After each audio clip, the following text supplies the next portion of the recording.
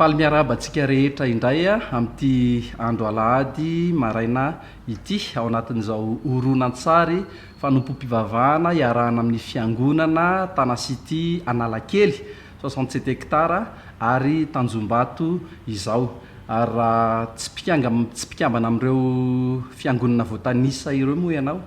dia te amerina foana izay hoe fifaliana ho anay ny miaraka aminao ihany koa, ary mivavaka izay hoe ho antsika rehetra tsy misy ankanavaka dia tena ho fahasoavana, fitahiana ary famonjena izao fotoana izay iarahantsika izao. Dia androany moa Zasy Daniel no iara isalahy ao anatin'ny fitarihana ny fotoana, dia azagaga raha rehefa avy ao anatinatin'ny hira dia samitarika ao anatin'ny vavaka izahay mirahalahy. Dia ndaontsika tonga dia hiditra ao anatin'ny tenin'Andriamanitra mialohany hanomboantsika ny fiderana amin'ny alalan'ny hira dia ny salamo izay vaky tenintsika omaly salamo fa 420 dia ny andininy voalohany ka hatramin'ny fa 4. Tiana foana moa mampatsiahy hoe amin'ny fahefana faratampony ny soratra masina, dia izany no tiana entina foana hoe ao anatin'ny zavatra ataontsika na ny hira na ny vavaka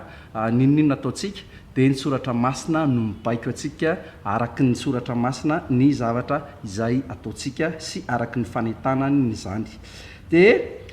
salamo fa 420 andininy voalohany ka hatramin'ny fa 4. Ity salamo ity moa dia miresaka momba ny tabernakelyn'Andriamanitra, momba ny tranon'Andriamanitra, momba ny kianjan'Andriamanitra. Ary indrindra inona ny resahany eo moa hoe raha ho any an-tranon'olona ianao dia tsy tena le trano loatra no ifantohana fa ilay olona, le hoe le miaraka amin'ilay olona, le fifandraisana amin'ilay olona. Dia ao anatin'ity salamo ity dia miresaka amin'izay mihitsy hoe mahasarobidy ny fanatrehan'Andriamanitra. Dia hamaky isika ny andininy voalohany ka hatramin'ny fa 4. Endreny atsara ny tabernakelinao, Andriamanitra tompon'izao rehetra izao. Manina sady vontona alahelo ny kianjan'ny tompony fanahiko. Mioby an'Andriamanitra velona ny foko sy ny nofoko. Eny mahita trano ny tsikirity ary mahita akany ametrahany zanany ny siditsidiny. Dia ny altaranao, Andriamanitra tompon'izao rehetra izao. Mpanjakako sy Andriamanitra, sambatra izay mitoetra ao amin'ny tranonao, hideranao mandrakariva izy. Dia araka io soratra masina mihitsy ny eo amin'ny andininy fa 4 hoe sambatra izay mitoetra ao amin'ny tranonao. Araka ilay niteneniko teo, dia ilay mitoetra ao an-tranon'Andriamanitra dia manana ny fanatrehan'Andriamanitra, manana fifandraisana amin'Andriamanitra. Ary isika izao no ao anatin'izany hoe raha mino an Jesosy Kristy ianao dia afaka mifandray amin'Andriamanitra ray. Isika no isan'ilay hoe ao an-tranon'Andriamanitra noho ny amin'izay hoe Jesosy Kristy maty noho ny amin'ny fahotantsika ary nitsangana tamin'ny maty ihany koa fanamarinana antsika ary namerina ny fifandraisana tamin'Andriamanitra sy isika izany. Dia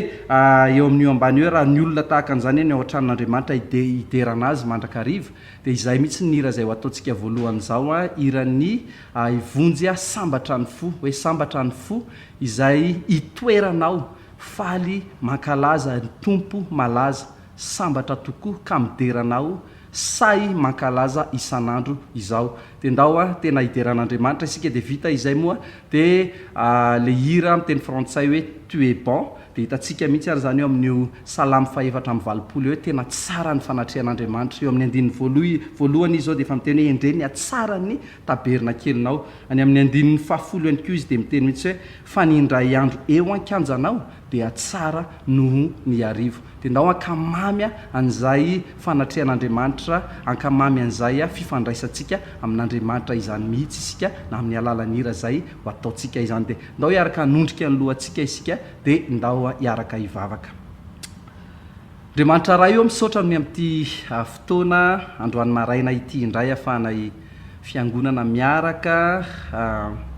makeo amin'ny teninao, miaraka mivavaka, miaraka mihira fiderana ho anao. Ary isan'ny fahasambarana ho anay mihitsy izany Andriamanitra ary voalaza eo amin'io salamo fa 420 izay vaky teninay omaly io. Ary mangataka hatrany izay ny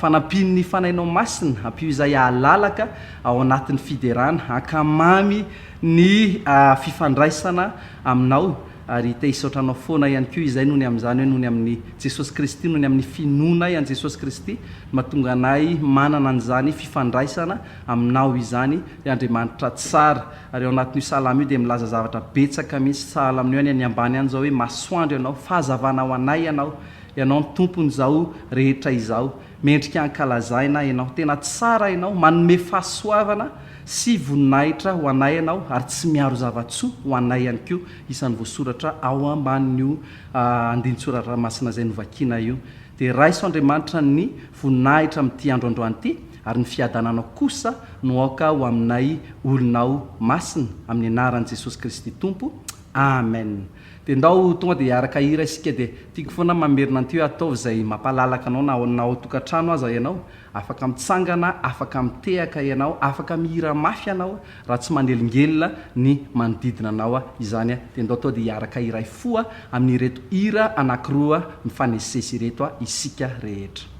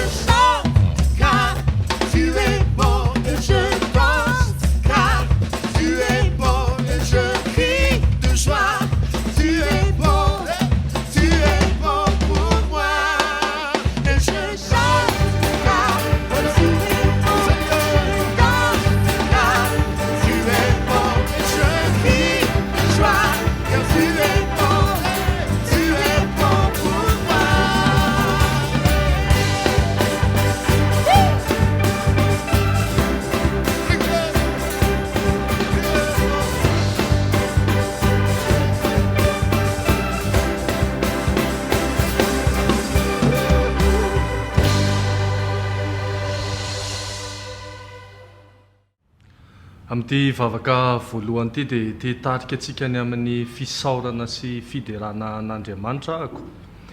Tiako hisarihana ny saintsika hoe ao amin'ny nomery toko fahatelo amby roapolo andininy fahasivy amby folo Andriamanitra dia tena miteny mihitsy hoe tsy olombelona izy ka andainga matoky sy marina amin'ny teniny izy. Dia tena arak'izany mihitsy hoe ndao hideran'Andriamanitra amin'izay hoe mahatoky izy amin'ny teniny, tena hoe mahatanteraka ny teniny tokoa izy. Rehefa niteny izy hamonjy ny zanak'olombelona dia tena nivonjeny tokoa tsika. Nivaky tenitsika ihany koa amin'ny Jaona toko fahaenina amby folo andininy fahafito dia tena mahaliana ny zavatra tenenin' Jesosy hoe izao no milaza marina aminareo izy Jesosy Kristy. Ary tena tsy nandainga tokoa Jesosy Kristy satria nitoy aneo hoe irahako aty aminareo ny fanamasina. Dia rehefa nakarina izy dia tena nalatsany tokoa ny fanamasina, nirahany tokoa ny fanamasina. Ary fantatsika ny mahazava-dehibe an'izany hoe fanamasina izany. Izany nitoboka sehatsika, manamarika, manamafa, novonjena tokoa tsika. Ny fanamasina no mampahery atsika, no mitarika atsika, mampafantatra atsika ny zavatra rehetra. Dia izay zavatra anankiroa izay ndao tena hisaorantsika sy hiderahantsika an'Andriamanitra mihitsy hoe mahatoky tokoa ilay Andriamanitra izay tompontsika amin'ny teniny, ndao hisaotra an' Jesosy Kristy tsika ny amin'ny teniny ihany koa, izay tanteraka rehefa niakatra izy dia nirahany tokoa ny fanamasina. Ndao hiaraka hivavaka tsika. Andriamanitra tena mideranao tokoa izahay satria tsara ianao ilay Andriamanitra tomponay, mahatoky, marina amin'ny teninao ianao. Ny teny rehetra izay nambaranao dia marina sy tanteraka avokoa Andriamanitra. Ary hitanay eo amin'ny fiainanay izany. Izay tsy raray avy dia efa niainana izany avokoa hoe ny amin'ireo zavatra niteneninao taminay dia ianao tokoa no manatanteraka an'izany. Ary raha mitoy mamaky ny Baiboly izay, toy mandinika ny Baiboly izay dia mahita tokoa fa tena hoe Andriamanitra mahatoky hatramin'ny taloha indrindra ianao, ankehitriny ary mandrakizay. Ary tena misaotra anao izay ny amin'ireo zavatra rehetra efa nataonao teo amin'ny fiainanay, ny amin'ireo zavatra rehetrarehetra no tanterahanao noho ny amin'ny teninao Andriamanitra. Misaotra anao izay noho ny amin'ny famonjena izay nataonao tamin'ny alalan'i Jesosy Kristy. Dia hisaotra anao ihany koa izay Jesosy eo ny amin'ny teny fikasanao izay nitanterahanao fa naniraka ny fanamasina ianao. Ary tena hoe fitahiana ho anay tokoa ny manana ny fanamasina, tomboka se ho anay ny fanamasina, marika fa tena novonjena tokoa izahay. Ary tena hoe tsy misy zavatra lehibe sy mahasambatra mihoatra n'izany hoe olombonjena noho ny amin'ny asanao izany Jesosy Kristy. Misaotra ny amin'ny asanao isan'andro isan'andro ihany koa fanamasina izay mampahery anay, mampitraka anay. Raha variana izay dia tena hoe mampatsiahy anay mihitsy, mitarika aminay hatrany hatrany, hifandray amin'ilay ray izay tena tianay tokoa. Dia misaotra ny amin'ny asanao tsy takatry ny saina maro samihafa eo amin'ny fiainana ihany koa fanamasina. Misaotra ray, misaotra Jesosy Kristy, misaotra fanamasina. Amen.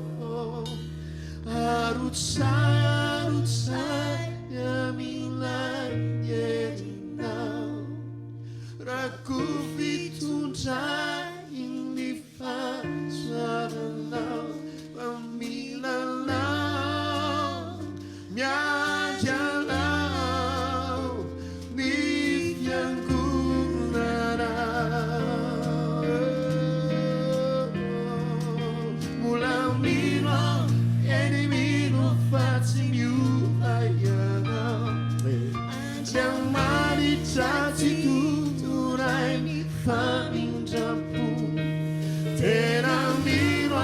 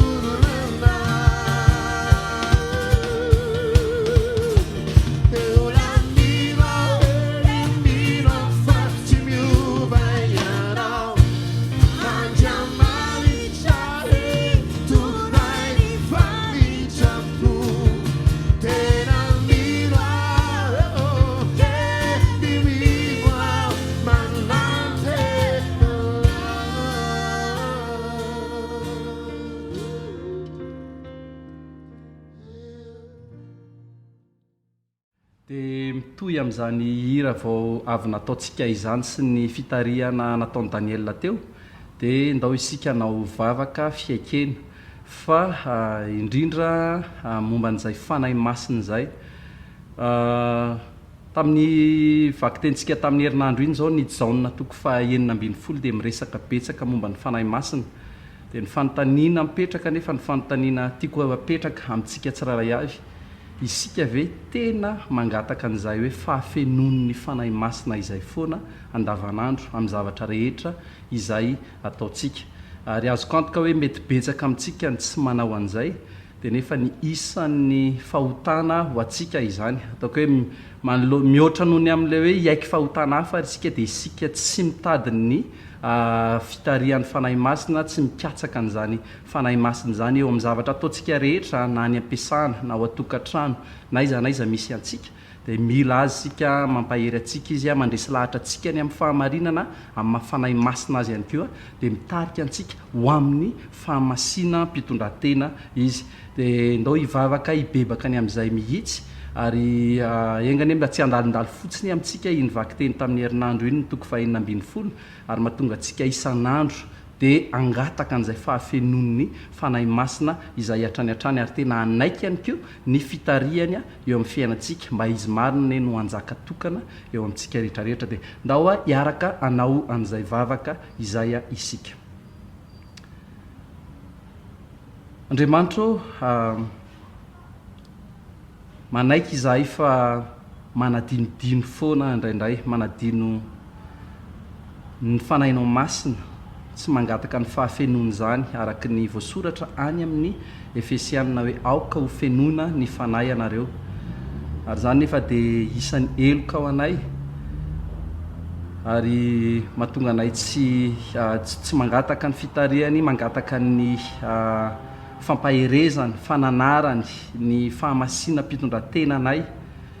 tena mifona izay ny amin'izany zavatra izany mangataka ny famelan-keloka avy aminao izahay ary manoloana an'izany ihany koa nefa dia manolo tena izahay amin'ny maha kristianina anay hoe fa mino an' Jesosy Kristy izahay efa hitoeran'ny fanahy masina izahay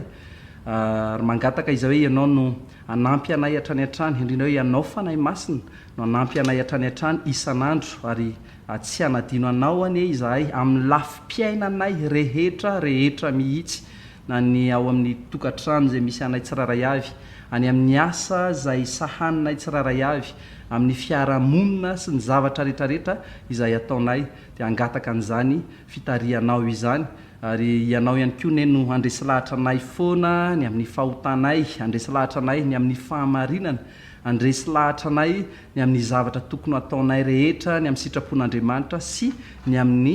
fahamasina mpitondratena tokony hitombonay isan'andro dia amin'ny anaran'i Jesosy Kristy Tompo no anaovanay an'izany vavaka izany. Amen.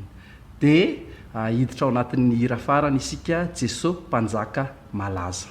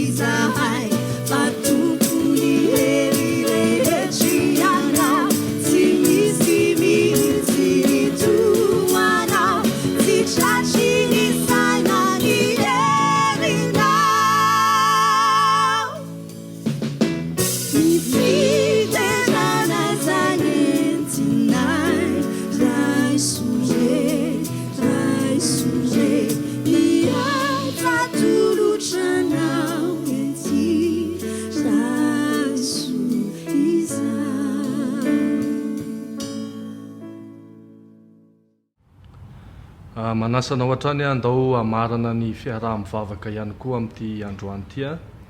tena manasanao mihitsy any an-trano hoe tsy hoe izahay mitarika any no mivavaka fa tena itsika rehetra any an-trano any zay manaraka dia ndao hiaraka hivavaka mihitsy amin'ity manaraka ity hivavaka na ho ana firenena anankiroa tsika androany raha nanara-baovao ianao dia misy firenena anankiray Beyrouth capitale ny Liban izy io nisy accident nasa sambo nitranga tany nipoka le sambo dia tafakatra trany amin'ny 70 mahery any ny olona maty narivo ny olona maratra amin'izao fotoana izao dia ndao iraisaina hivavaka ao an'io firenena io tsika voalohany indrindra Timoty voalohany toko faharoa andininy fahaefatra dia tena miteny mihitsy hoe Andriamanitra dia tia amonjy ny olona rehetrarehetra mba ho tonga amin'ny fahalalana azy. Ndao hivavaka tsika manoloana an'izao accident zao mba tena hoe hisy an'izay asan'Andriamanitra izay ampionina anampy nefa ampitodika ny olona ihany koa amin'Andriamanitra manoloana ny fahafatesana manoloana ny accident zay mitranga amin'io firenena io amin'izao fotoana izao dia manasanao koa niaraka hivavaka amiko avy eo koa tsika mbola hitondram-bavaka na firenena anankiray hafa hivavaka tsika. Andriamanitra ianao dia miteny mihitsy hoe ataovy izay fangatahana fivavahana ho an'ny olona rehetra ary tafiditra ao anatin'izany ihany koa ny firenena rehetra mitondram-bavaka ny Beyrouth izahay amin'izao fotoana izao ny tanàna sy ny mponina ao aminy manoloana ny accident izay nitranga tany manoloana ny fahafatesan'olona manoloana ny faharatrana manoloana ny tahotra manoloana an'izay mety hoe korotana vokatry ny accident ihany koa dia araka ny teninao teo Andriamanitra hoe mamondrafo amin'io tanàna io sy trano zay tena hoe ao anatin'ny faharatrana zay tena ao anatiny hoe alahelo tomany kikika noho ny amin'ny fahafatesana namana havana olona kaiky sy ny sisa sy ny sisa ary tena hoe ny zavatra angatahana ihany koa Andriamanitra dia fotoana tahaka an'izao dia oka hiasanao atonga ny tanàna hovanginao atonga ny mponinao amin'ny tanàna anankiray hovanginao hitodika aminao Andriamanitra eo aminao ihany misy fiononana ao aminao misy fanantenana ao aminao no misy famonjeny mivavaka ihany koa nefa n'izay ho an'io firenena io mihitsy Andriamanitra mba ianao no hitany mpitondra ao ianao no hitarika ny manam-pahefana ny amin'izay tokony atao ny amin'izay tokony hanarenana ny tanàna zay tokony hanampiana ny mpiaramonina ihany koa dia tena hoe mangataka an'izany amin'ny anaranao izahay Jesosy Kristy ary mivavaka hatrany ihany koa izay ny amin'ny fiadananao ho an'izany firenena izany amin'ny anaranao Jesosy amen. Dia amin'ity manaraka ity tsika ndao hivavaka ho an'ny Afrika Atsimo indray ihany koa raha ohatra ihany koa ianao manara-baovao dia Afrika Atsimo dia anisan'ny laharana 5 maneran-tany amin'ilay valanaretina ny amin'ny olona marary sy ny amin'ny isan'ny olona maty dia ndao tena hoe raisaina hivavaka ihany koa tsika mba hamangy an'io tanàna io Andriamanitra hanasitrana ny mponinao hitany firenena ihany koa manoloana ny fiatrehana ny valanaretina dia ndao samy hiara hivavaka ihany koa tsika dia tsarovy ihany koa hoe ny amin'ireny tanàna maro samihafa izay efa nitononona teo ireny dia tsarovy fa misy mpino ao misy fiangonana ao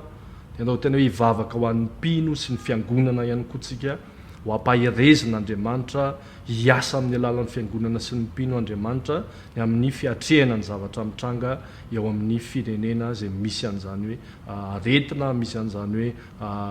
korotana sy ny sisa izany dia ndao hivavaka tsika. Andriamanitra mivavaka ho an'ny Afrika Atsimo ihany koa izahay manoloana ny valanaretina zay mbola miparitaka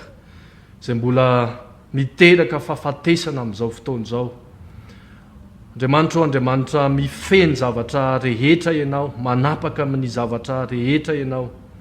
ary tena hoe miantso ny tananao izay amonjy an'io tanàna io amonjy an'io firenena io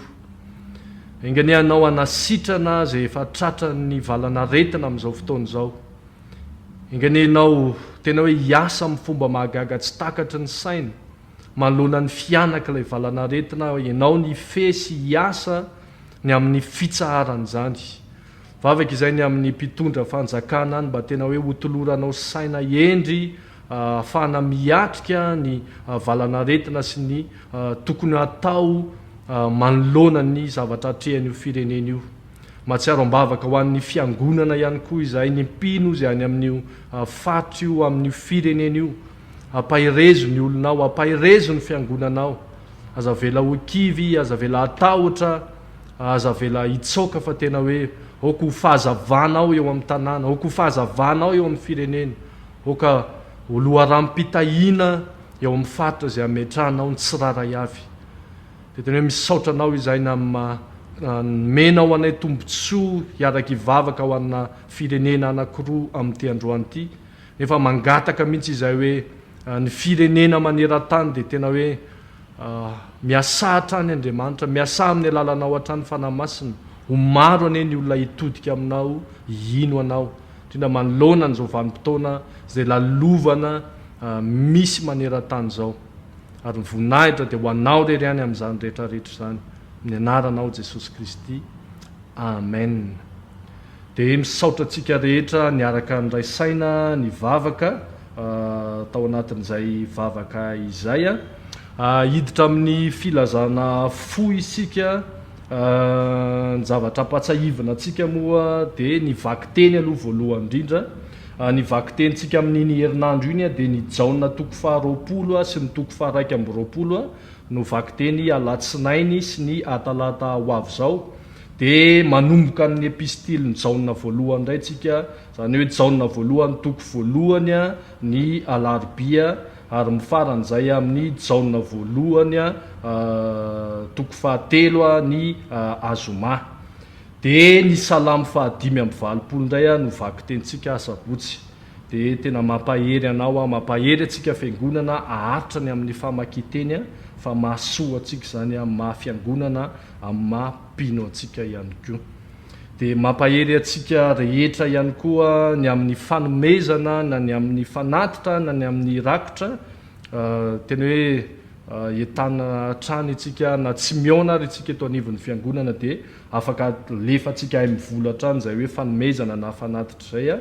dia afaka alefanao amin'ny numéro any tanteraka, afaka alefanao amin'ny numéro amin'ny ora, dia misy compte BNI ihany koa moa izay efa soratana io ambany io, dia afaka alefantsika amin'ireo ny fanomezana. Dia samy hotahin'Andriamanitra tsika, samy mahery amin'izay hiantson'Andriamanitra tsika tsiraray avy. Eny ary tonga eto amin'ny fotoana andrenesana ny tenin'Andriamanitra indray tsika androany dia androany tsika manana namana, manana rahalahy mahafinaritra, manana ny avontsika. Izy moa ny mpitandrina ny fiangonana Tanasity any Tanjombato dia tena andao raisitsika amin'ny mpifaliana izy androany, andao izy sokatra amintsika, dia andao raisitsika ny avo ary dia afaka miomana sady tsika ny amin'ny tenin'Andriamanitra izay hozarainy. Eny ary dia misaotra ny Daniela nanolotra, misaotra ny fiderana sy mitarika fiderana ilay mitarika atsika sy mitarika fiderana ihany koa tamin'ny alalan'ny hira teo dia ndao hiditra amin'ny vakiteny avy hatrany ary sika. Vakitentsika androany dia izay nivakitsika tamin'ny latsinainy farany teo miampy ny ampahany kely izay nivakitsika tamin'ny talata, izay veriko fa hoe tsy dia tena afaka misaraka loatra. Dia ny eo amin'ny toko fahadimy ambin'ny folo manomboka eo amin'ny andininy faha valo ambin'ny folo ka hatreo amin'ny toko faha enina ambin'ny folo andininy faha efatra. Ka raha manana baiboly ianao dia manasa anao sahady hanokatra eo amin'ny jaona toko fahadimy ambin'ny folo andininy faha valo ambin'ny folo dia vakitsika ka hatrany amin'ny jaona toko faha enina ambin'ny folo andininy faha efatra. Amin'ny anaran'i Jesosy. Raha halan'izao tontolo izao ianareo dia aoka ho fantatrareo fa izao efa halany talohanareo. Raha naman'izao tontolo izao ianareo dia ho tiany azy izao tontolo izao. Fa satria tsy naman'izao tontolo izao ianareo fa izao efa nifidy anareo tamin'izao tontolo izao dia halan'izao tontolo izao ianareo. Tsarovo ny teny izay nolazaiko taminareo hoe ny mpanompo tsy lehibe noho ny tompony. Raha nanenjika ahy izy dia hanenjika anareo koa, ary raha nitandrina ny teniko izy dia hitandrina ny anareo koa. Fa izany rehetra izany no ataony aminareo no ny anarako satria tsy mahalala izay naniraka izy. Raha tsy tonga aoka ny teny taminy dia tsy nanan-keloka izy, fa ankehitriny dia tsy misy fialana azony atao amin'ny elony. Izay mankahala dia mankahala ny ray kokoa. raha tsy nataoko teo aminy izay asa tsy nataon'olona dia tsy nanan-keloka izy fa ankehitriny efa hitany sady efa alany aho sy ny ray kokoa fa tonga izany mba hatateraka ny teny izay voasoratra ao amin'ny lalàny hoe halany foana aho fa raha tonga ny mpananatra izay rahiko aminareo avy amin'ny iray dia ny fanahin'ny fahamarinana izay mivoaka avy amin'ny iray dia izy no vavolombelona anambaray ary ianareo koa dia ho vavolombelona anambara satria ianareo efa teto amiko hatramin'ny voalohany. Toko fa 9. Izany teny izany dia efa nolazaiko taminareo mba tsy hahatafotohina anareo. Androkanareo hiala amin'ny sinagoga izy, eny, ho avy ny andro ka ataon'izay rehetra mamono anareo fa manatitra fanompo-pivavahana ho an'Andriamanitra izy. Ary izany no ataony satria tsy fantany ny ray na izaho. Fa izany teny izany efa nolazaiko taminareo mba ho tsaroanareo raha tonga ny fotoan'androny. Fa izao efa nilaza taminareo ary tsy mba nolazaiko taminareo hatramin'ny voalohany izany satria mbola taty aminareo ihany aho. Andriamanitra manamasina anay amin'ny fahamarinana, ny teninao no fahamarinana. Eny ary, ao anatin'ity ten'Andriamanitra ity raha teo ianao tamin'ny lahadieriny dia Jaona 5:12 hatramin'ny 9 ny anisan'ny tena resahina. Raha nanaraka amin'ny fiaraha-mivavakantsika tao amin'ny onjam-peo 91 FM koa ianao tamin'ny talata dia anisan'ny noresahina tao ny Jaona 9:12 izay hoe raha miala aho hozy Jesosy dia mahatsara anareo ny fialako fa raha tsy izay tsy ho avy ny fanahy masina. Ity ten'Andriamanitra izay horesahintsika androany ity dia azo lazaina hoe tao anatina fotoana tena sarobidy indrindra satria manomboka eo amin'ny toko fa 13 ny Jaona ka hatreo amin'ny toko fa 17 ny bokin'ny Jaona dia fotoana anankiray izay ohatrany hoe niarahan'i Jesosy farany tamin'ireo mpianany alohany nahafatesany teo amin'ny hazo fijaliana ary tao anatin'io izy nanome fampianarana maro be dia be. Ao anatin'izany ohatra Jesosy ilay nanome hoe mifanompo ianareo dia nalaina ny servieta dia ny skininy dia nosasana ny tongony mpianany dia hoe manaova koa nareo tahaka izany. Ao anatin'izay toko fa 13 ka hatramin'ny fa 17 izay ihany koa tsika no mahita ny Petera ilay niteny hoe zara nga tsy hiala aminao izany Jesosy fa Jesosy niteny hoe vao tsy maneno kory ny akoho dia efa andahanao intelo fampianarana anankiray ngeza be ihany koa zay. Ao anatin'io koa Jesosy no nilaza mazava eo amin'ny toko fa 17 hoe izao ny lalana makany amin'ny ray, tsy misy makany amin'ny ray raha tsy amin'ny alalako. Mbola manampy an'ilay izao be dia be izay efa nilazain'i Jesosy tany aloha tany hoe izao ny fahazavana, izao ny fiainana. Dia avy eo ary izy mbola miteny eo amin'ny toko fa 15 izay no jerentsika tamin'ny herinandro hoe izy no voaloboka ary isika no sampany. Ary farany toko fa 19 izay no resahantsika teo tamin'ny talata moa zany dia ary mbola niresahan'ny fiderana izay nitarika teo, izy no resahan'ny Daniela izay nitarika teo ilay izy hoe miresaka momba ny fanahy masina. Jesosy mampanantena hoe ho alefako aminareo ny fanahy masina. Dia ny toko fa 17 farany ilay vavaka, anisan'ny vavaka lava indrindra ao amin'ny testamenta vaovao dia ilay vavaka izay nataon'i Jesosy ho an'ireo mpianany. Dia eo anelanelany toko fa 15 sy toko fa 19 eo no misy atsika araka ny teneniko teo hoe anisan'ny fampianarana tsara be daholo ireo nataon'i Jesosy ireo ary mino aho hoe anisany anankiray tsy azontsika dinganina koa ny fahatsarana sy ny hoe mahazava-dehibe an'ity toko fa 15 manomboka eo amin'ny 17 ity izay miresaka momba ny fanenjehana ny kristianina le izy. Dia raha fitiniko amintsika fotsiny fandehan'ilay tantara dia ohatr'izao zany le novakitsika teo hoe nampanantena nilaza ny zavatra hitranga amin'ny mpianan'i Jesosy nampitandrina anazy izy. Hitantsika izany eo amin'ny 4 dia izao toko fa 19 izao nolazainy hoe ny antony ilazako amin'izao aminareo izy dia mba ho tsarovanareo le izy rehefa tonga ilay fotoana amin'izay tsy tampoka be aminareo le izy. Toko fa 19 voalohany dia izy hoe amin'izay nareo tsy tafitohina rehefa mitranga le izy. Izany hoe nampafantatra mialoha zany Jesosy hoe inona no hitranga amin'ireo mpianany dia inona ary le zavatra hitranga. Toko fa 15 manomboka eo amin'ny 20 dia nilazainy mazava tsara ozy Jesosy mantsy an'ireo mpianany hoe zao raha nanenjika izy ozy izy dia hanenjika anareo koa. Izany hoe niteny zany Jesosy hoe ie hanenjika ary zareo avy eo hitantsika hoe iza lery zareo fa hanenjika an' Jesosy aloha izy dia avy eo niteny koa Jesosy hoe ie raha hanenjika izy dia avy eo koa izy hanenjika anareo. Dia avy eo amin'ny 19 ny toko fa 15 ihany tsika dia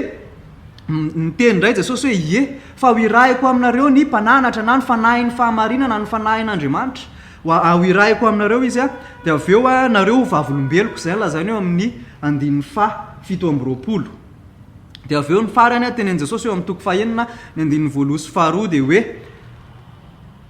aza tafitohinareo fa avy eo ary nareo roahiny zareo hiala amin'ny sinagoga ary mieritreritra ary zareo hoe manompo an'Andriamanitra dia hovonoany ianareo eo amin'ny andininy faharoa ny toko fahenina amby folo. Dia inona tokoa ny zavatra hitantsika rehefa mitohy ny tantara rehefa avy eo hitohy tsika maki ny bokin'ny Jaona dia avy eo ary ny asan'ny apôstôly izay efa boky efa nataontsika fa mirakitra ny tantara ny fiangonana voaloha dia mazava ho azy fitantsika hoe nitranga araky ny zavatra ireo zavatra ny tenenin' Jesosy ireo daholo ny zavatra nitranga manomboka eo amin'ny toko fahavalo amby folo ny Jaona tsika dia nahita tokoa hoe iny fa nenjehiny zareo Jesosy dia novonoany tsangana tamin'ny matiny efa Jesosy dia nakany an-danitra dia araky ny nampanantenany eto ihany koa hoirahiko aminareo ny mpananatra ny teny izy asan'ny apôstôly toko voalohany andininy fahavalo mijanony eto aloha ianareo mandra-panirako eto Jerosalema mandra-panirako aminareo ny fanahy masina dia avy eo inona no teneny ary ho vavolombeloko ianareo tahaka an'le nyteneny teo amin'ny toko fahadimy amby folo andininy fahafito amby roapolo hoe ho vavolombeloko ianareo dia avy eo nefa rehefa mamitoy mamaky ny boky ny asan'ny apôstôly tsika any amin'ny toko fahafito sy ny fahavalo eo antsika dia mahita lehilahy anankiray izay antsoina hoe Saoly izay nandravarava ny fiangonana mihitsy dia avy eo ny fiangonana vokatra izay dia hoe niparitaka nenjehiny Saoly isatrano mihitsy dia niparitaka dia manamarina ilay zavatra ny tenenin' Jesosy ihany koa ilay izy eo amin'ny toko fahenina amby folo andininy voaloha sy ny faharoa androakanareo hiala amin'ny sinagoga izy ozy izy sinagoga izay toerana nivorian'ny vahoaka an'Andriamanitra ary amono anareo izy satria izy mieritreritra hoe mba hahafahany manompo an'Andriamanitra dia mila mamono anareo izy ara-tantara izany dia hitantsika hoe nitranga tena izy marina ny fanenjehina izay nolazain'i Jesosy fa amintsika kosa teo amin'ny mpianatra aloha izany mpianatra izay niaraka tamin'i Jesosy tamin'izany tany Jerosalema dia tena nisy ilay izy fa amintsika amin'izao ahoana ny mety fahitantsika ny fanenjehana eo amin'ny fiainantsika amin'izao fotoana izao matetika tsika mantsy rehefa miteny hoe ie ny fanenjehana araka io lazain'i Jesosy io dia nandray tsika ny ao antsaitsika hoe taloha izany tamin'ny androndry Rahasalama Martiory izany tamin'ny androndry Stefana tao amin'ny baiboly izany fa ny amin'izao taonjato faharaiky amby roapolo izao tsisy fanenjehana intsony izao fa malalaka tsika eny misy fahamarinana izay na nandray koa tsika miteny hoe eny mety any amin'ny faritra Azia na any amin'ny Afrika na any amin'ny firenena silamo sasany no misy fanenjehana ny kristianina fa amin'izao fotoana iainantsika izao malalaka eny mety misy fahamarinana izay fa nefa rehefa mandeha lalina kokoa tsika mijery hoe iza ary le mpanenjika izay lazain'i Jesosy eto ary inona no zavatra enjehindry zareo na iza ny tena enjehindry zareo dia hitantsika hoe misy fanenjehina ihany tsika kristianina treto ary izay ny tiako raha misy fampaherezana tiako hoentina amintsika androany dia izay hoe ndao tsika ho vonina ho enjehina nony amin'ny fahamarinana ndao tsy hiala amin'ny fahamarinana tsika ary andao ary ho jerentsika arak'izay aloha voalohany indrindra hoe iza le mpanenjika ary inona no zavatra enjehany araka ity tenin'Andriamanitra ity voalohany indrindra iza ary ireo izay manenjika rehefa mamaky tsika eo amin'ny andininy eo amin'ny toko fahaenina amby folo andininy voalohany dia miteny izy hoe izany teny izany dia efa nolazaiko taminareo mba tsy ahatafitohina anareo izany teny izany dia mipetraka amin'ny fanontaniana hoe aiza izany teny izany ino izany teny tenenin' Jesosy izany dia ino ny mamerina antsika any amin'ny toko fahadimy amby folo andininy fahavalo amby folo hoe mba tsy ho tafitohina nareo dia efa niteneniko anareo hoe ho alan'izao tontolo izao ianareo aoka ho fantatrareo fa ho alan'izao tontolo izao ianareo dia matetika tsika vao mahita le hoe zao tontolo izao dia ny ao an-tsaintsika dia hoe zany olo zany tena zao tontolo izao zany jetelisy zany ny mpanoto zany ny olona tsy mirarany lalàn'Andriamanitra zany fa raha mijery an'ity zao tontolo izao zay resahan'i Jesosy ety tsika dia eo amin'ny andininy fahadimy amby roapolo ary izy dia miteny hoe manenjika anareo izy mba hatateraka ny teny izay voasoratra ao amin'ny lalàny zany hoe olona nanana ny lalàna ity zao tontolo izao zay resahan'i Jesosy ity ary rehefa dinitsika resahany eo ambany hoe olona ohatry ny ahoana izy ireo dia mahaliana be eo amin'ny andininy fahavalo amby folo amin'le toko fahadimy amby folo dia miteny izy loha hoe ireo olo ireo dia olona nankahalan'i Jesosy olona tsy tian'i Jesosy manana ny lalàna izy fa tsy tian'i Jesosy ireo olo ireo dia eo amin'ny andininy faharoa amby roapolo dia olona nanenjika an'i Jesosy zay ny teneny hoe raha nanenjika izy dia hanenjika anareo koa raha mitandrina ny teniko izy dia izay mitandrina ny teniko dia mitandrina fa ireto olo reto dia nanenjika any Jesosy eo amin'ny andininy faharoa amby roapolo ary dia mahaliana mihitsy izy hoe raha tsy tonga ao izy Jesosy ka ny teny taminy dia tsy nanan-kelika izy toatry ny olona tsy nanan-keloka zany reto raha jerena avy aty ivelany mampatsiahy ihany fampianaran'i Jesosy teny atendrombohitra zay ny teny hoe raha tsy mihoatra noho ny fahamasinan'ny fahamarinan'ny fariseo sy ny sadoseo ny fahamarinanareo dia tsy hiditra amin'ny fanjakany lanitra ianareo satria ny fariseo sy ny sadoseo ny heverina hoe nanana fahamarinana faratapony tamin'izany reny ny heverina hoe olona tsy manan-keloka tamin'izany ka reto olona zay lazain'i Jesosy fa zao tontolo zao reto zany dia olona ohatrany hoe raha jerena ivelany dia tena hoe tsy manan-keloka olona miantehitra amin'ny fahamasinany sy ny fahamarinana ary eo amin'ny andin'ny fahinana amby folo toko faharoa raha dia mieritreritra hoe olona manatitra fanompo-pivavahana izy amin'ny alalan'ny fanenjehany anareo zany hoe olona nafana fo mampatsiahana any Paoly zay Paoly ingeka nanenjika ny fiangonana namono ny fiangonana ny antony namono Paoly ny fiangonana dia satria izy nafana fo ho an'Andriamanitra ary raha fitinina zany tia zao tontolo zao zay tenenin' Jesosy dia olona tena tia an'Andriamanitra fa tsy tia an'ilay lalana makany dia Jesosy manaiky izy hoe Andriamanitra tena misy ary zay ny zavatra tiako hitondrana azy androany be dia be ny olona amin'izao fotoana tsy manana olana amin'Andriamanitra miteny hoe Andriamanitra tena misy izy avaiza tokoa raha ny zavatra rehetra fa eo amin'ny andininy fatelo amby roapolo nefa zay lazain'i Jesosy zay hoe zay mankahala ozy izy Jesosy dia mankahala ny ray tsy misy lalana makany amin'ny ray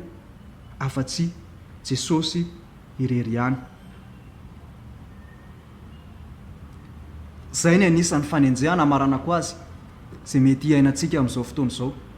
mety hoe tsy hamono antsika ntsony izy tsy handroaka antsika tsy hivory ntsony izy satria tsy manana an'izay fahefana izay fa ilay tena fanenjehana ilay tena mpanenjika dia ireo mieritreritra hoe zay raha nga manaiky an'Andriamanitra fa ilay hoe Jesosy ary io ngamba ny anisan'ny tiako resahina kely hoe zay ny tena nenjehindry zareo ny maha-Andriamanitra an' Jesosy ny tena nenjehindry zareo eo amin'ny andin'ny faraka amby roapolo dia zay lazainy hoe manao izany izy satria tsy mahalala izay naniraka ozy izy Jesosy eo amin'ny andin'ny roa amby roapolo izy dia tsy mino ihany koa ny asa zay nataon'i Jesosy zao ny lazainy eo amin'ny andin'ny faharoa amby roapolo hoe raha tsy tonga haka ny teny taminy dia tsy nanan-keloka izy fa ankehitriny dia tsy misy fialana azony atao amin'ny elony ny antehitra tamin'ny fahamarinany tenany izy fa tsy natoko ny fahamarinana zay nomen'i Jesosy Jesosy ny tena nenjehindry zareo aiza ho aiza ny kolotsaina misy atsika amin'izao manoloana an'izay araka ny teneniko teo hoe tsy hanenjika atsika ntsony izy tsy hamono atsika ny mpanenjika satria tsy manana izay fahefana izay fa ny kolotsaina misy atsika amin'izao fotoana izao dia kolotsaina ny hoe fihavanana ny tanjony zareo nge matoa izy namono ny kristianina sy nanenjika ny kristianina dia mba hahatonga n'ilay teny hoe Jesosy ny lalana makany an-danitra mba hahatonga n'ilay efa nijerentsika teo ilay Jesosy ny teny hoe izao ny fiainana izao ny lalana izao ny fahamarinana izao ny voaloboka hahatonga n'ireny teny rehetra ireny ho foana ary raha mandinika tsika amin'izao zay natonga ny zareo tamin'izany nanenjika amin'izao fotoana izao mety tsy fanenjehana hoe mamono ntsony ny atao fa amin'ny alalany hoe fihavanana ny anao raha marina aminao ilay Jesosy raha mety aminao ilay Jesosy dia inoy manaja anao tanteraka amin'izay fa ny anahy kosa aloha tia ny anahy zavatra ekeko andininy fahatelo amby roapolo raha tsy manaiky an' Jesosy ianao dia tsy manaiky an'Andriamanitra raha mandaha an' Jesosy ianao dia mandaha an'Andriamanitra tsy afaka hitenanao hoe raisiko Andriamanitra mety amiko Andriamanitra fa ilay Jesosy tsy mety amiko amin'izao fotoana izao koa misy olona sasany mieritreritra hoe sy io nge zava-boarin'Andriamanitra tsika vovonjy daholo fotsiny ihany tsy izy ve nahary atsika dia avelany ho very mamaka ny Genesis toko voalohany ianao dia hoe nahary ny zavatra rehetra ho tsara Andriamanitra dia zany ve dia ho avelany ho very satria indraindray tsy vakitsika koa ny eo amin'ny toko rosy ny toko fahatelo zay miresaka momba ny hoe tonga ny fahotana ary naniratsira an'Andriamanitra tsika ary mendrika ny very tsy zay rehetra teo any an-danitra ny tonga any fa misy lalana tokana makany misy ilay fomba fiteny hoe tout chemin mène à Rome makany a Roma angamba n'izany fa ny makany an-danitra dia lalana tokana ihany no nitenenin' Jesosy dia izy ny lalana sy fahamarinana ary fiainana ary zay dia nitsindriny foana zay ato amin'ity toko fadimy amby folo ty vakiteny zay ny hoe zay novakitsika androany ty hoe izao sy ny ray dia iray ihany zay mankahala dia mankahala ny ray zay manenjika dia manenjika ny ray zay mankatony didiko dia ankatony didinareo ihany koa izy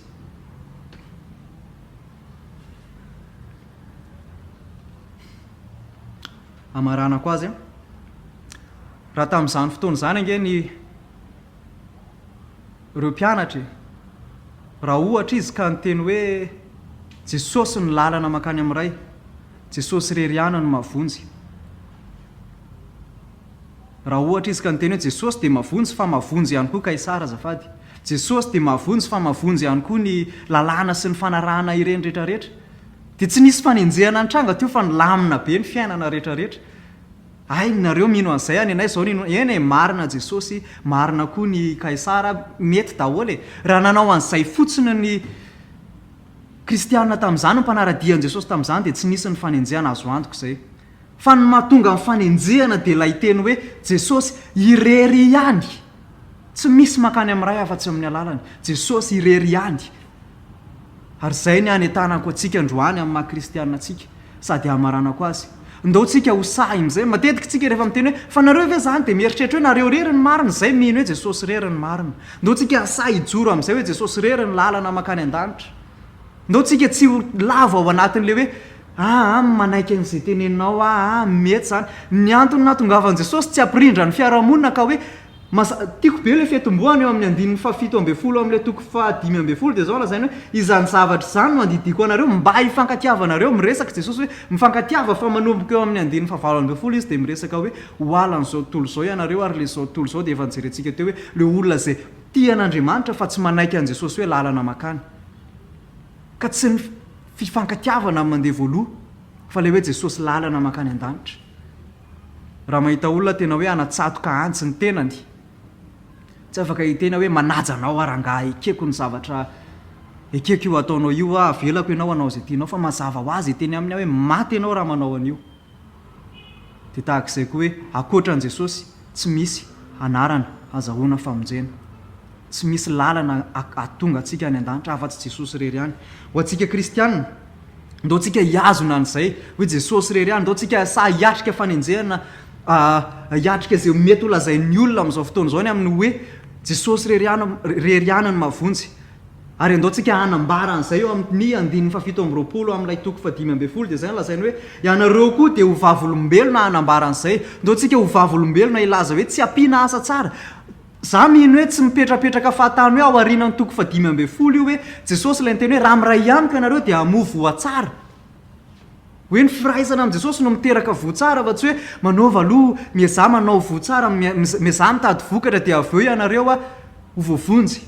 tsia fa hoe miray amin'i jesosy ianareo dia miteraka vokatra tsara zay no miteraka fahamasinana ary ny filazantsara dia tokana hoe jesosy ny lalana makany amin'ray mino azy ianao ho voavonjy raha tsy mino azy ianao dia very ny fahotanao ho very noho ny fahotanao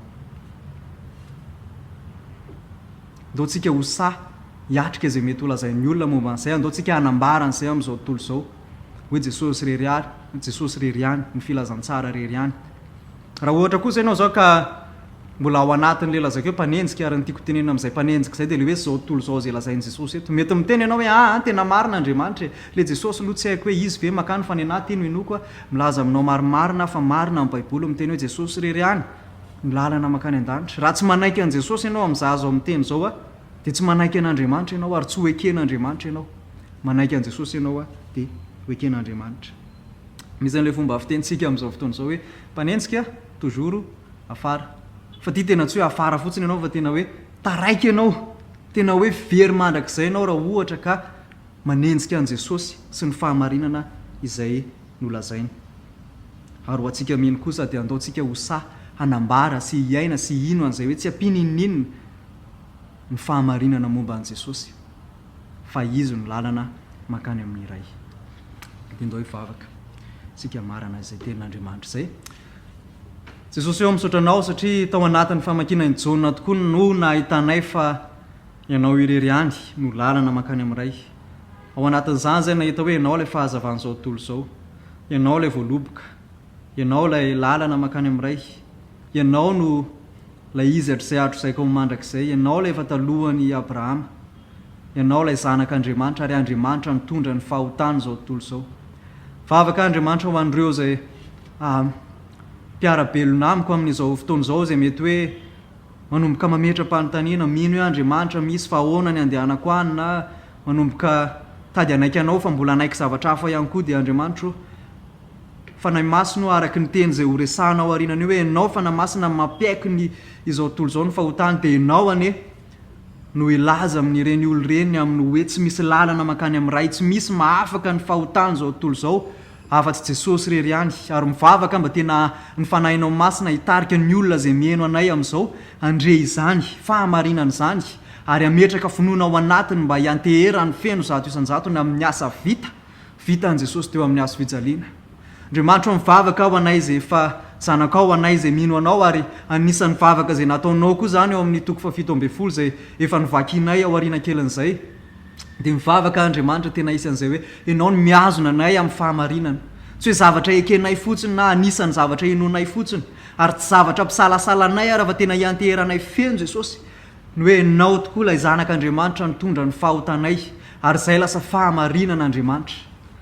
Misaotra noho ny amin'ny filazantsaranao zay lehibe sy lalina sy avo sy takatry ny sainay Andriamanitra ary mivavaka mba tena hitohy hiasa mahery eo amin'izay efa niasa an'izany sahady zany filazantsara zany ary anomboka hiasa amin'ireo zay mbola tsy mahafantatra na mbola tsy mahalala na mbola variana amin'ny fiainan'izao tontolo izao Andriamanitra. Fanahinao masina neny ampahiratra ranomasonay ahita misimisy kokoa ny fahatsaranao sy ny filazantsaranao sy ny fitiavanao sy ny famindramponao ary ny voninahitrao Andriamanitra. Misaotra Andriamanitra tsara ny amin'ny teninao zay nozarainay teto amin'ny anaran'i Jesosy amen. Tendao hiaraka anao anty hira manaraka ity tsika, tiako miaraka aminao Jesosy.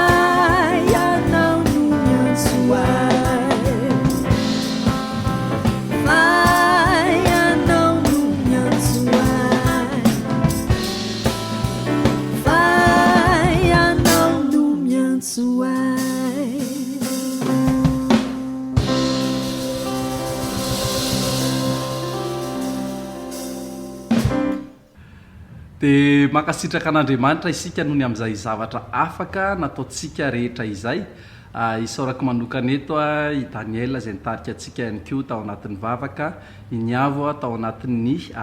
tenin'Andriamanitra, ary mampahery antsika hatrany ary te hiteny ara hoe arak'ile zavatra nozarainy avy teo hoe na misy aza ny fanenjehana dia ny mpanenjika any aoriana foana, dia isika zany aizy any aloha isika noho ny amin'ny Kristy Jesosy. Dia te hankasitraka ihany koa an'ireo mpiandraikitra ny ara teknika fa tena hoe singaniko manokana androany ary hotononiko mihitsy ny anarany mety tsy ho faly moa izy ny amin'ity zavatra ity fa tena te hankasitraka be dia be any Nehemia satria izy no anisan'ny tena hoe manompo atsika foana amin'ny alalan'izao fangalana ny orona tsary izao. Dia afaka raha namana ary ianao anatin'ny Facebook afaka tena commentenao kely eo ambany mihitsy hoe mankasitraka Nehemia, dia Clément ihany koa moa dia manampy atsika hatrany ao anatin'izao fanatanterahana ny oronan-tsary izao. Dia ty ampamaranina te tsodrano antsika tsiraray avy